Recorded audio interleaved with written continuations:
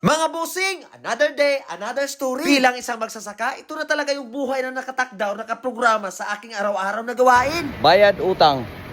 Ayun, malutong ang pagkasabi, bayad utang. Ibig sabihin, wala po akong pangkas, buti na lang may nagtiwala po sa akin. Tatag po ako sa may-ari ng GPL Store, Barangay Malabugas, Bayawan City. Salamat insan sa pagpautang. Member, pag may utang, dapat ho nating bayaran para makaulit. Dito po sa amin mga busing, nakilala po ako as a farmer vlogger. Nakilala po ang aking pangalan sa mga original at organikong mga content. Kaya din po sa pagtatanim ng mga halamang ugat, gulay, mais at sugarcane plantation. Kahit na rin po yung mga pagkain sa aking mga alagang kalabaw kung tawagin ho dito sa amin ay napier. Ang pagbubungkal ng lupa, sinabayan ko na lang din po ng pag-aalaga ng mga hayop tulad na lang ng mga manok at baboy. Ito na po sa inyo mga bossing na ito po yung choice kong feeds pagkain ng aking mga alaga. Una sa Ultra Pack Starter Grower by EDM. Nag-mix na lang din po ako ipa ng mais. Honest to goodness na po tayo mga bossing na hindi ko talaga sila kayang pakainin ng pure feeds. Diskarte na lang po yung mix kong ipa pero sa mga sisiyo dapat pure po talaga. Hindi na po ng sandugay mga bossing, sandali lang at ito na po yung resulta. Ito po pala yung aking mga alagang 45 days straight Ultra Pack Starter at saka Grower yung pinakain ko sa kanila. Ito na sila. Sa akin po kasi mga bossing ang pag-aalaga ko ng mga hayop na ito, hindi po lahat sa ngalan ng pera. Ito po talaga yung hilig ko at hindi ko binibilang kung magkano na po yung nagasto ko. As long as healthy at buhay sila, doon po ako masaya. Ito na lang po ito sa inyo mga bossing. Sa pangalan po na 45 days, napaka-short naman po ng lifespan nila. Yung mga sisiyo ng bro wheeler or 45 days na nakarating dito sa aking tahanan, may extension po ang buhay nila. Instead na tag-iisang kilo lang ho dapat sila, dito po sa akin minsan aabot sila ng 2 to 3 kilos. Sa tulong po yan ng Ultra Pack at ipa. Diba mga bossing, masaya. So ngayon dahil yung iba ay nalumpo na, it's time to harvest na. Kalimutan ko na yung eksaktong date kung kailan po ba ako nagsimulang mag-alaga sa kanila. Hindi na importante sa akin yun. Ang mahalaga, ito na sila ngayon. Mga nok, salamat po sa mga buhay ninyo. Nakarating kayo sa ganitong punto. Yung iba hindi po swerte at nagiging ipa. Panahon na para gampanan ang papilin nyo sa mundong ito.